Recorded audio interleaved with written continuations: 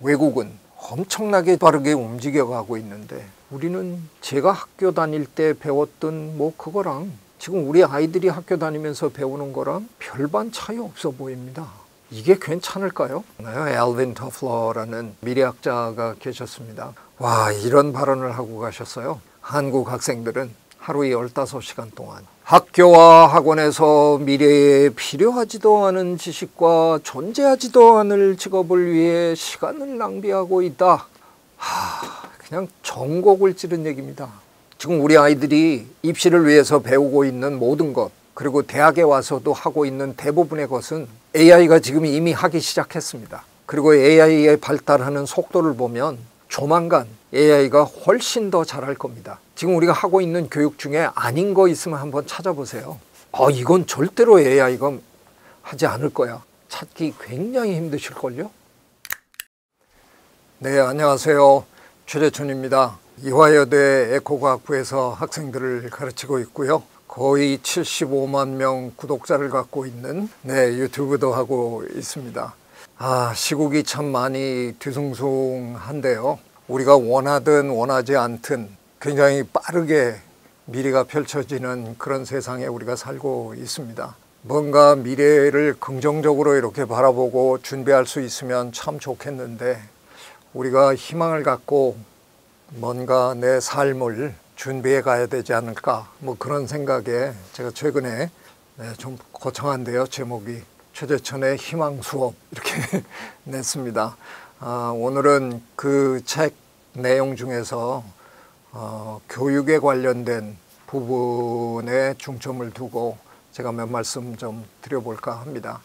저는 이 강연을 준비하면서 저 나름대로의 제목을 20년 후의 암과 삶 이렇게 한번 붙여봤어요. 대개 미래학자들은 그 정확한 미래 시점을 이렇게 지정하고 연구를 하시거든요. 그건 왜냐하면 그걸 지정하지 않으면 우리가 생각하는 미래가 영원히 오지 않아도 아무 책임이 없는 겁니다. 예를 들어서 요즘 지금 걱정하고 있는 AI에 관해서 어떤 미래학자가 이 미래에는 AI가 우리 인간을 지배할 겁니다. 이렇게 이제 예언 아닌 예언을 했다고 칩시다. 근데 한 10년이 지나고 20년이 지나고 근데 보니까 AI가 우리 생활에 굉장히 많이 깊숙이 관여해서 우리가 활용도 하고 아주 기묘하게 그 쓰임새가 좋은데 그렇다고 해서 딱히 우리가 AI에 지배를 받는 것 같지는 않다 이렇게 느끼시면 그 미래학자를 비판할 수 있는 거거든요. 아니 미래에는 저 AI가 우리를 지배한다더니 그런 건 아니잖아요. 그 미래학자는 할 말이 있습니다. 그래도 기다리시라니까요. 미래에는 그렇게 계속 얘기하면서 그냥 늘려갈 수 있는 거거든요. 그분이 얘기하는 미래는 영원히 안 올지도 모릅니다. 그런 식으로 연구를 하면 안 되는 거죠. 종종 그래서 미래학이라는 학문이 있는데 그 학문에 대한 신뢰도가 좀 떨어지는 경우가 있어요. 미래학자가 그런 미래 시점을 정확하게 상정하지 않고 얘기를 시작하면 그런 오해가 서로 생길 수 있는 거거든요. 미래학은 과학입니다. 정확한 미래 시점을 정해놓고 지금 우리가 가용할 수 있는 모든 정보를 총동원해서 그 시점에 우리가 다다랐을 때 과연 우리의 삶은 어떤 모습을 갖고 있을까를 예측하는 학문이거든요. 이게 이제 컴퓨터의 도움으로 이른바 빅데이터 사이언스가 돼 있기 때문에 예전의 미래학자들의 예측보다는 요즘 미래학자들의 예측은 굉장히 신빙성 있게 정확합니다. 왜냐하면 우리가 가진 데이터의 양이 옛날에 비해서는 어마어마하게 많아졌기 때문에 그런 거죠. 그래서 저는 그런 차원에서 저도 제가 생각하는 미래를 한 20년 정도 내다보기로 했습니다. 그러면 그 시점이 되면 과연 우리는 어떤 삶을 살고 있을까? 근데 그걸 분석하는 차원에서 저는 알미라는 키워드를 가지고 한번 분석하고 싶은 겁니다. 우리가 어떤 공부를, 어떤 준비를, 어떤 지식을 축적해야 미래에 우리의 삶을 그래도 풍요롭게 그리고 의미 있게 전개할 수 있을까, 뭐 그런 차원에서 제가 이제 몇 마디 드려보도록 하겠습니다. 요즘 뭐 난리 났잖아요. 몇 년 전에 저 챗GPT가 나와가지고 우리가 떠들썩했는데, 저는 챗GPT도 좀 사용을 하지만 클라우드라는 프로그램도 사용합니다. 얼마 전에 뭐 정말 최근이죠. 중국에서 딥시크를 내놓는 바람에 지금 뭐 난리가 났잖아요. 미국이 독점하는 줄 알았는데 이제 상대가 하나 나타난 거죠. 그동안 세계 경제는 미국의 빅테크 기업들이 거의 독주하다시피 하는 거잖아요. 중국은 사실은 그동안은 미국이나 이런 선진국들이 약간 손을 놓은 제조업 쪽에서 워낙 이제 거대한 인구를 바탕으로 값싼 노동력을 가지고 제조업 쪽에서 이제 막강하게 미국을 견제하는 그런 세력이었는데, 이번에 이게 너무나 놀라운 건 이제 중국이 드디어 그 AI 분야에서도 자칫하면 미국을 능가할지도 모르겠다 하는 이런 상황이 되니까 뭐 굉장히 긴장이 되는 거죠. 미국의 많은 기업들이 지금 발빠르게 대응을 하고 있습니다. 얼마 전에 제가 TV에서 황석영 선생님이 나오셔서 말씀하시는 프로그램을 우연찮게 봤습니다. 우리 문학계의 가장 원로 중에 한 분이신데 챗GPT 사용하신다고 젊은 층에서도 혹은 뭐 중년층에서도 챗GPT라는 게 나왔는데 뭐 그거 써야 돼 말아야 돼 뭐 이런 거 가지고 구시렁거리고 있는 와중인데, 저 어르신이 나도 사용한다. 그 자체로서 굉장한 자극이었고요. 뭐라고 말씀하시냐 하면, 써보니까 박사학위 받은 조수 한 10명쯤 데리고 일하는 것 같아. 그거 얼마나 막강합니까? 아주 설득력 있는 말씀을 해주신 거예요. 더 놀라운 건 많은 사람들이 지금 이제 이 AI 때문에 걱정을 많이들 하시는 그것까지도 충분히 이해하시더라고요. 자기가 아무것도 모르면서 AI 프로그램을 사용하면 그건 그냥 노예가 되는 건데, 자신이 자신의 아이디어를 가지고 저런 프로그램들을 사용하면 조수로 부릴 수 있는 거다, 그런 말씀을 하셨어요. 저는 그게 굉장히 현명한 말씀이라고 생각했거든요. 네, AI 때문에, IT 기술 때문에 직업이 자꾸 사라진다고 지금 걱정들을 하는 거잖아요. 특히 지금 학교에 다니고 있는 학생들은 물론이고 그런 아이를 기르고 있는 부모님들이 지금 이 뉴스에 굉장히 촉각을 곤두세우고 있습니다. 어떤 직업이 사라진다 이런 얘기를 자꾸 던지니까 이거 우리 애를 과연 어느 대학에 보내야 되나, 무슨 전공을 시켜야 되나, 이게 마음이 굉장히 복잡해지신 거죠. 어떤 학부모들은 또 이렇게 얘기하시는 걸 제가 들었어요. 에이, 그거 다 헛소리야. 직업이 어떻게 사라져? 아니, 변호사라는 직업이 사라지겠어? 의사가 사라지겠어? 직업이 진짜 사라질까? 네, 제가 폭탄 선언을 하나 할까요? 이 얘기 잘못하면 저만 아주 늙은 노인네가 될까봐 제가 늘 이 얘기할 때 약간 쫄리는데, 제가 아주 어렸을 때, 정말 꼬마일 때 우리나라에 전화가 이제 막 보급되기 시작했어요. 대부분의 경우에는 집에서 직접 전화를 하는 경우는 드물고요. 대개 전화국에 우리가 가서 번호를 주면 거기서 이제 연결을 시켜주고 작은 저 공중전화 그 부스 같은 곳으로 이제 들어가서 이렇게 받아가지고 여보세요, 여보세요 소리 지르면서 이제 서로 전화를 하던 시절입니다. 그때는 교환수라는 직업이 있었습니다. 대개 우리가 교환양이라고 불렀습니다. 그런 이유는 거의 전부 여성들이 저 직업을 했거든요. 수백 수천 명의 여성들이 한 곳에 모여서 그 코드를 여기저기 꽂아줘야 이 전화가 연결이 되는 겁니다. 이게 엄청나게 많은 여성들에게 새로운 직장을 만들어준 그런 직업이거든요. 지금 전 세계에 교환양이라는 직업을 갖고 있는 여성 단 한 분도 없습니다. 제가 아는 한. 제가 뭐 얼마나 오래 살았습니까? 근데 제 당대에 이 직업이 생겨났다가 사라졌습니다. 내 직업은 생겨나고 사라집니다. 여러분이 생각하는 철석같이 믿고 있는 설마 저 직업이 사라질까?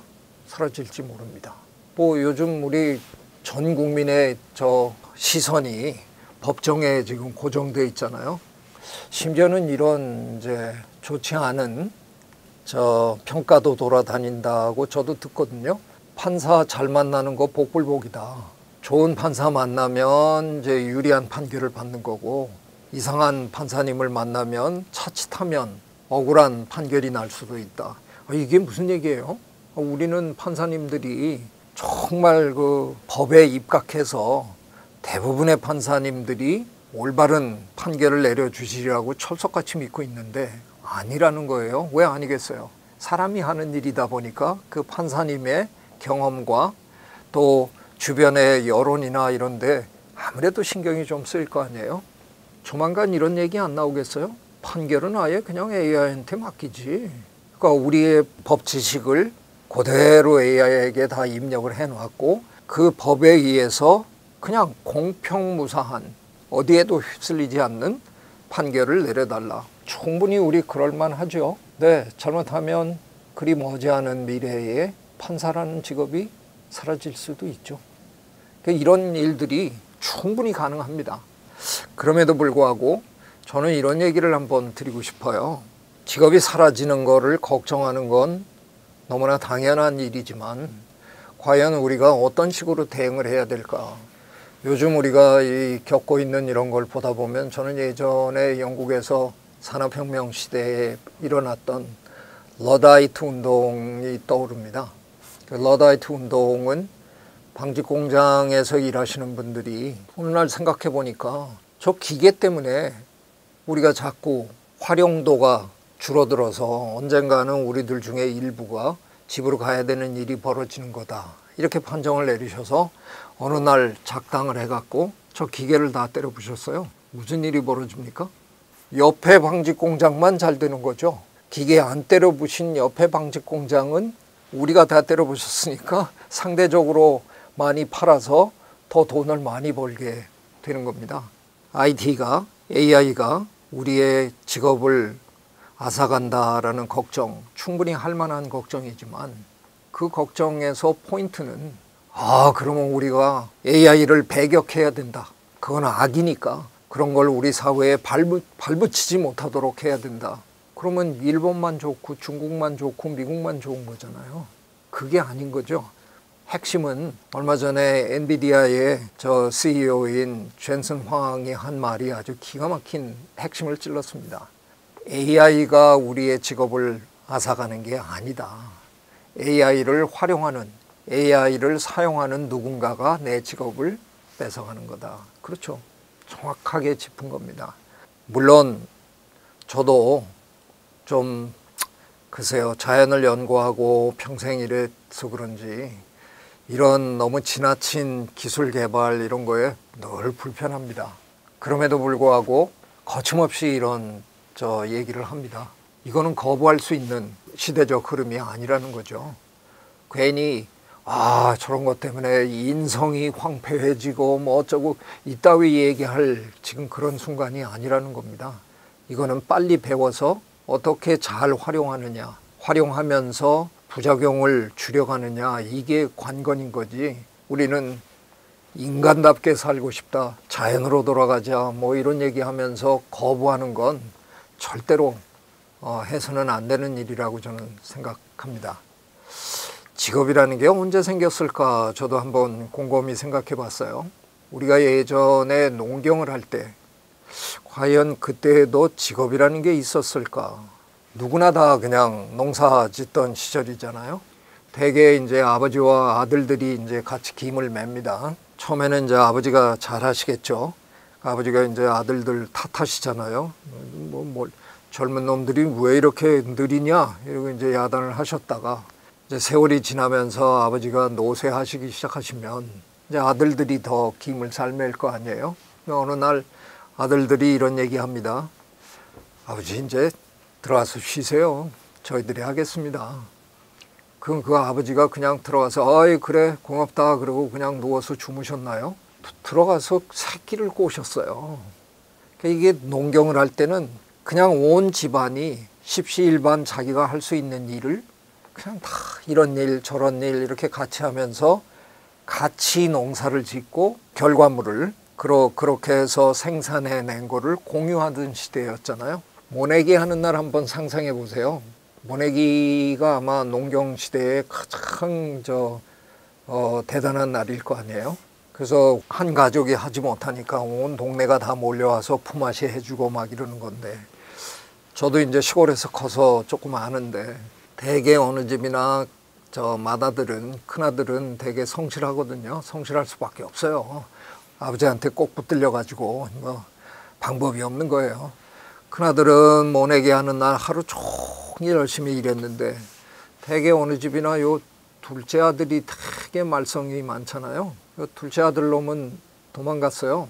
그래서 하루 종일 연애질 하다가 이제 밤늦게 집에 돌아옵니다. 아버지한테 딱 걸렸어. 지게작대기를 들고 막 쫓아가면서 이놈의 자식 네 형은 하루 종일 저 고생했는데 이놈의 자식은 어딜 가갖고, 그래갖고 이제 엄마한테 소리 지르잖아요. 여보 이놈 밥 주지 마. 소리. 그래서 제가 알기로는 대한민국에서 둘째 아들들이 참 많이 죽었어요. 굶어서. 그런 건 아니잖아요. 어머니가 또 몰래 저 상 차려주잖아요. 일을 한 놈이나 안 한 놈이나, 일을 많이 한 놈이나 적게 한 놈이나 밥은 다 같이 먹었습니다.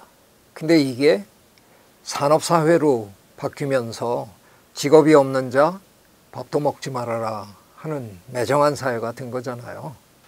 그 얘기는 앞으로 우리가 직업을 어떻게 규정하고 어떻게 만들어 갈까, 어떻게 보면 우리 손에 달린 게 아닐까, 저는 그런 생각해 봅니다. 그 로봇 연구하시는 분들이 가장 많이 연구하는 분야 중에 하나가 불 끄는 로봇이거든요. 당연하겠죠. 미국 아이들은 학교에서 장래희망 뭐 이런 거 하면 고등학교 졸업할 때까지는 소방대원 엄청나게 많이 써냅니다. 근데 그거는 약간의 사회적 세뇌가 좀 있었다고 생각하는데, 소방대원이라는 직업처럼 위험한 직업 별로 없을 거 아니에요. 아무리 조심해도 그 상황에서 목숨을 잃을 수도 있는 겁니다. 그래서 미국 사회 같으면 소방대원이라든가 직업군인에 대한 사회적인 이런 그 존경 이런 게 굉장하거든요. 근데 이제 뭐 대학 가기 시작하면 이제 다들 잊어버리는데요. 자, 그래서 우리가 상상을 해봐도 아주 그건 당연히 나오는 거잖아요. 그 화재 현장에 사람이 들어가는 것보다는 로봇을 집어넣으면 좋겠다. 그래서 이제 연구를 많이 합니다. 초창기에 잘 생각이 부족했던 시절에는 사람처럼 생긴 로봇을 만들었어요. 그런데 그런 화재 현장 같이 복잡하고 막 이런 곳에서 두 발로 걸어 다니는 건 아주 불리합니다. 두 발보다는 네 발이 훨씬 유리하고요. 네 발보다는 여섯 발이 유리하고요. 여섯 발보다는 100발이 유리하고요. 100발보다는 무발이 유리합니다. 그래서 뱀처럼 생긴 로봇을 만듭니다. 화재 현장에서 뱀이 최고입니다. 이제 조만간 이제 굉장히 실용적인, 효율적인 불 끄는 로봇이 만들어질 겁니다. 그러면 소방대원이라는 직업은 사라져야 되잖아요. 근데 굳이 우리가 그런 시대가 왔을 때 소방대원이라는 직업을 완벽하게 사라지게 꼭 해야 될까요? 제가 좀 우스갯소리를 지금 하는 건데요. 좀 남겨둡시다. 이제 그런 그림을 한번 여러분들 상상해 보시면 되는데, 소방대원이 저 로봇들이 다 들어가서 끄고 있으니까 자기는 아무것도 안 하니까 좀 민망하잖아요. 그러니까 괜히 호스 들고 물 뿌리는 흉내 좀 내고 있는 거예요. 근데 실제로는 그 소방대원의 무릎 위에는 저 아이패드 같은 게 하나 있어서 가만히 보니까 대충 많이 껐는데 그쪽에 로봇이 많이 가 있어요. 그래서 야, 니네들 저쪽으로 좀 들어가라. 뭐 이런 거 좀 지휘하면서 좀 하시면 안 될까요? 너무 깔끔하게 직업을 없애지 말고 조금씩 남겨두면서 그분들로 하여금 뭔가 이렇게 조율도 하게 하고 뭐 이러면 안 될까. 아, 참 정신 나간 사람이네. 뭔 직업을 갖고 그렇게 장난질을 칠라 그래? 저보고 그러실지도 모릅니다. 지금 현재 우리가 하고 있는 직업 한번 생각해 볼까요? 제가 싸이 씨 뭐 개인적으로 모르니까 저 폄하하려고 그러는 거 아니니까 오해는 하지 마시고요. 그냥 강의를 위해서 제가 재밌게 얘기하는 겁니다. 저게 땅을 파는 일입니까? 김을 매는 일입니까? 소를 키우는 일입니까? 아, 그냥 이러는데 저보다 훨씬 돈 많이 벌고 잘 산대요. 참 별난 직업이네. 배우들은 뭐 하는 사람들이에요?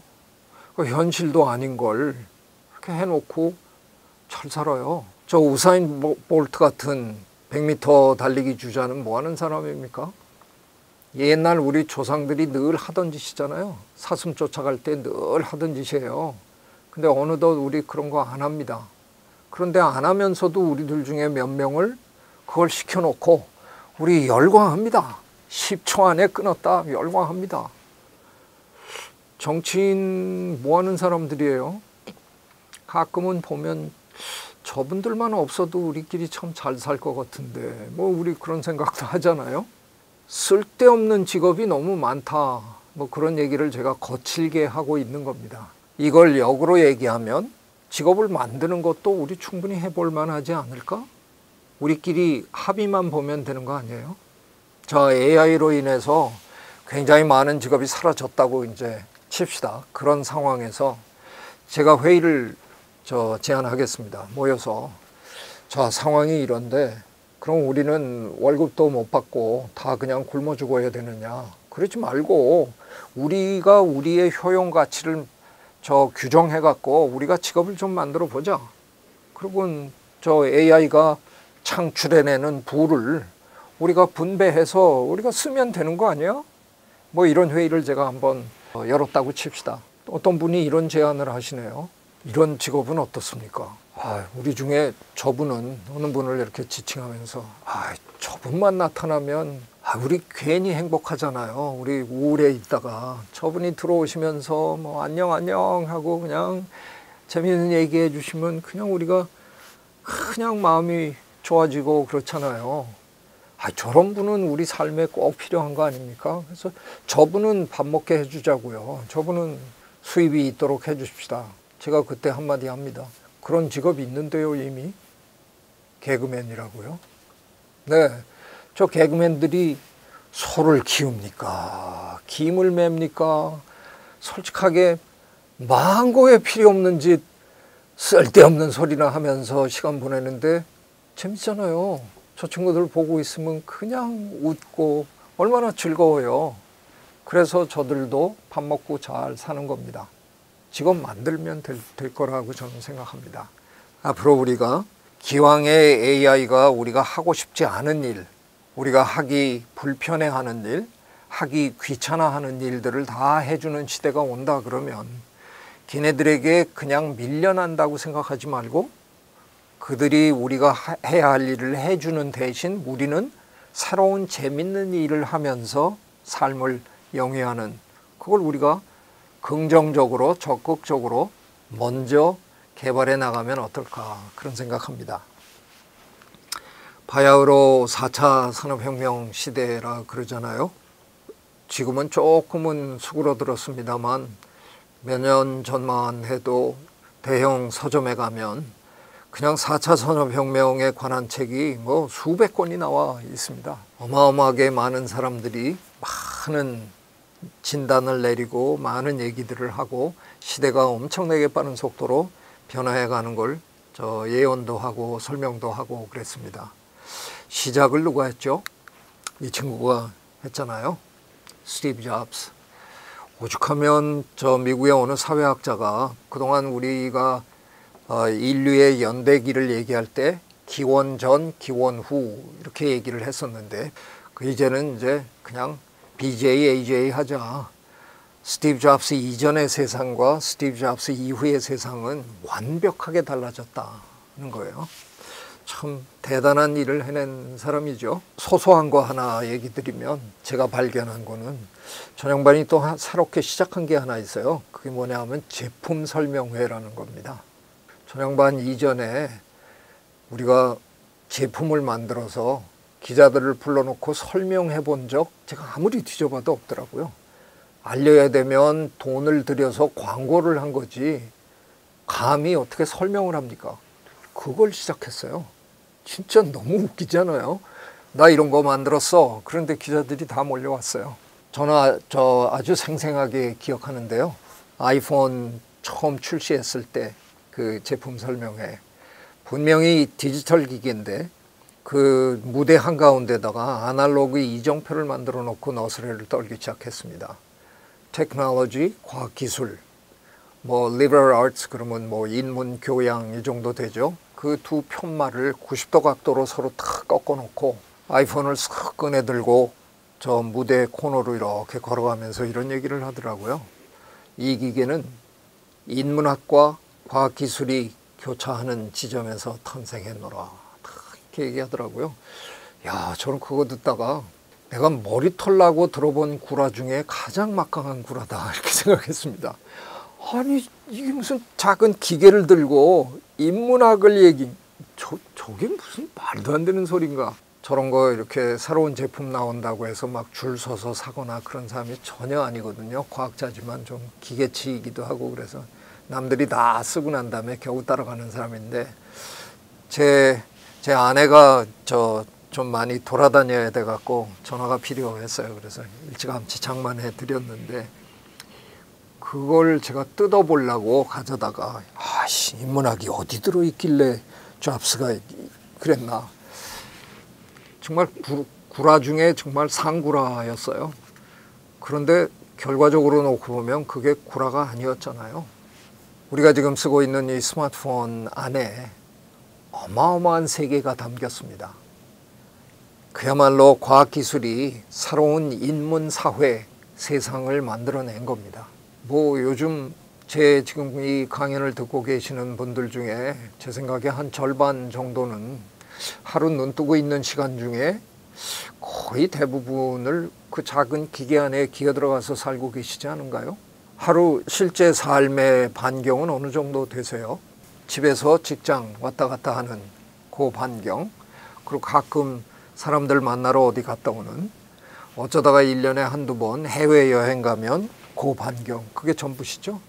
네, 근데 스마트폰 그 작은 기계 안에는요, 우주가 담겨 있습니다. 명왕성에도 갔다 오실 수 있으세요. 그러니까 우리의 실제 생활보다 훨씬 거대한 세상이 그 안에 담겼습니다. 참 기가 막힌 일을 해낸 거죠. 그래서 우리가 모두 지금은 그 기계가 없으면 하루를 못 삽니다. 어쩌다가 집에다가 놓고 나온 날 하루 종일 힘들어 하셨던 기억 다 갖고 계시죠? 그래서 저 오랫동안 그 기계를 안 샀어요. 왜 안 샀겠어요?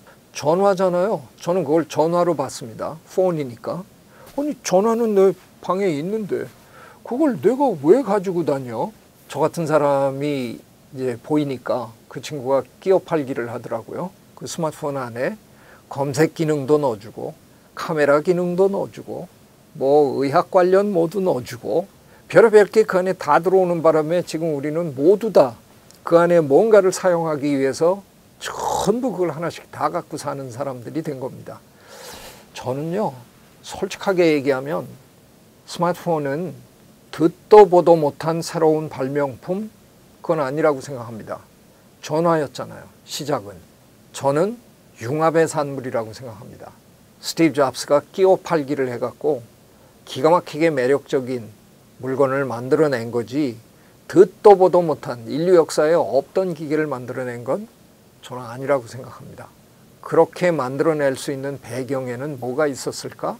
결국은 컴퓨터 과학이 그 모든 걸 가능하게 해준 거잖아요. 그런 차원에서 우리가 한번 본다 그러면 4차 산업혁명 시대의 가장 중요한 키워드가 커넥티비티라고 그러죠. 연결입니다. 4차 산업혁명 시대에는 모든 기술들이 다 컴퓨터의 도움으로 연결되기 때문에 우리들 중 그 어느 누구도 어떤 직업을 갖고 있든 어떤 일에 종사하든 상관없이 다 연결될 수밖에 없다는 겁니다. 그래서 이게 그 힘이 막강해진 거죠.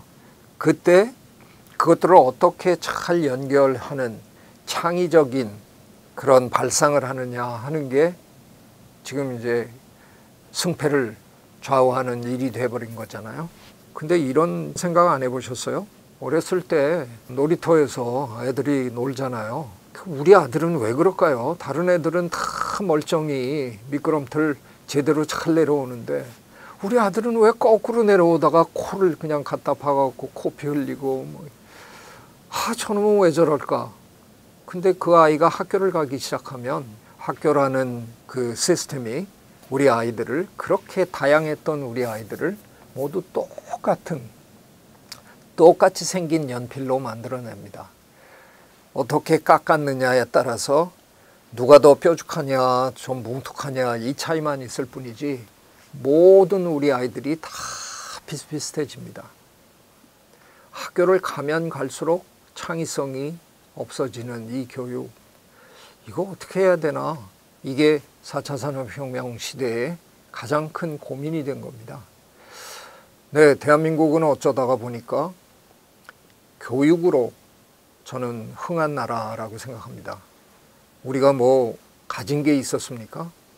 조상으로부터 물려받은 게 있습니까? 게다가 한 70년 전에는 세계 전쟁사에 가장 참혹한 전쟁 중에 하나로 기록되는 한국전쟁으로 인해서 지지리도 가진 거 없고 지지리도 물려받은 거 없는데 그걸 또 다 날렸습니다. 완벽하게 쑥대밭이 됐던 나라입니다. 그런 나라가 불과 반세기 만에, 다른 나라들은 우리 응원하느라고 일 안 했나 보죠. 대한민국 잘 살아야 된다, 대한민국 나이스 하고 응원하느라고 아무것도 안 했나요? 다 같이 치열하게 경쟁했는데 지지리도 가진 것도 없고 지지리도 물려받은 거 없고 가진 거 다 날렸던 그 나라가 불과 반세기 만에 세계적인 경제 대국이 됐습니다. 이거 어떻게 설명할 수 있어요? 저는 답을 알고 있는 사람입니다. 제가 감히 저는 답을 알고 있다라고 얘기합니다. 교육입니다. 우리는 가진 것도 없었는데 머리에 투자해서 공부해서 죽어라고 공부해서 올라선 나라입니다. 4차 산업혁명 시대가 열렸는데 창의성 인재가 필요하다고 외국은, 서양은 엄청나게 지금 발빠르게 움직여가고 있는데 우리는 제가 학교 다닐 때 배웠던 그거랑 지금 우리 아이들이 학교 다니면서 배우는 거랑 별반 차이 없어 보입니다. 이게 괜찮을까요? 30년 전 우리가 그렇게, 물론 좋은 교육제도라고 하지도 않습니다. 주입식 교육이니 해갖고 비판을 엄청나게 받고 있는 교육제도이기는 하지만 그렇거나 말거나 우리는 열심히 공부해서 지금 이렇게 된 겁니다. 그러니까 30년 전에 우리의 교육이 지금의 우리의 풍요를 만들어 준 거잖아요. 그러면 지금 교육이 30년 후에 우리나라를 결정하겠죠.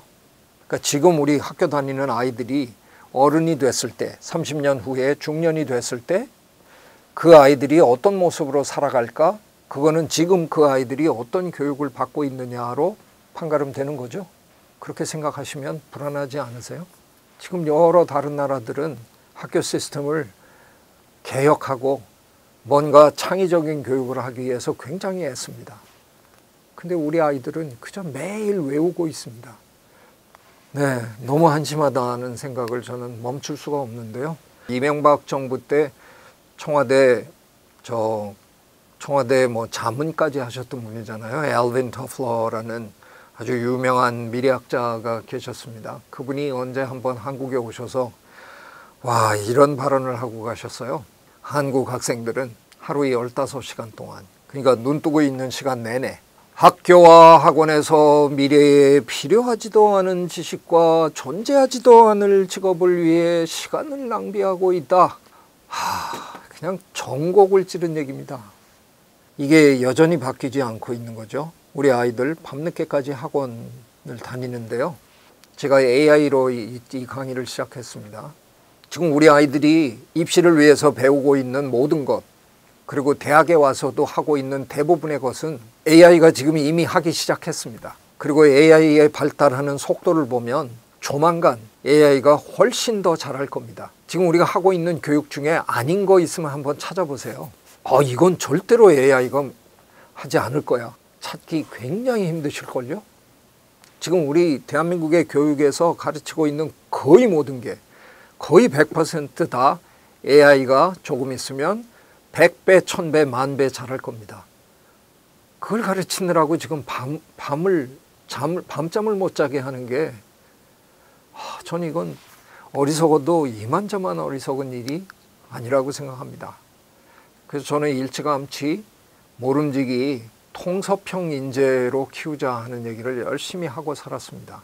주어진 어떤 그 정보를 외웠다가 토해내는 그런 교육이 아니라 그런 정보들을 어떻게 통섭할 수 있느냐, 넘나들면서 연결하면서 거기에서 의미를 창출해내면서 이런 인재로 만들어줘야 되는 거 아니냐 하는 겁니다. AI가 여러 가지 일들을 해주면 그것들을 연결하고 그것들에서 어떤 새로운 의미를 창출해내고 이러는 그건 우리가 할 수 있는 일입니다. 근데 지금 우리 교육은 그런 걸 할 수 있는 인재를 키워내고 있지 않다고 저는 생각합니다. 그래서 참 제가 최근에 공부에 대한 얘기를 굉장히 열심히 지금 하고 다닙니다. 근데 대한민국 국민 5천만 국민이 전부 함께 가지고 있는 전문 분야가 하나 있거든요.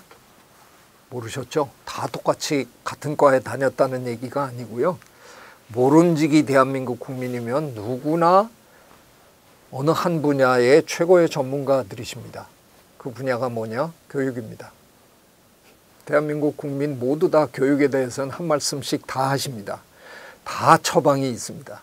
그래서 심지어는 교육부 없애라는 얘기까지 거침없이 하십니다. 내가 더 잘 알아. 저 교육부 놈들 말이야. 맨날 저 헛짓하고 말이야. 왜 그럴까요? 우리는 교육에 대한 관심이 어마어마한 사람들이에요. 그 덕에 별로 좋지도 않은 교육제도였지만 우리 참 열심히 공부했고 그래도 여기까지 왔습니다. 다음 단계는 뭘까? 창의적인 인재는 어떻게 만들어질까를 제가 교육자로서 고민하다가 제가 뜻밖의 발견을 하나 했습니다. 제가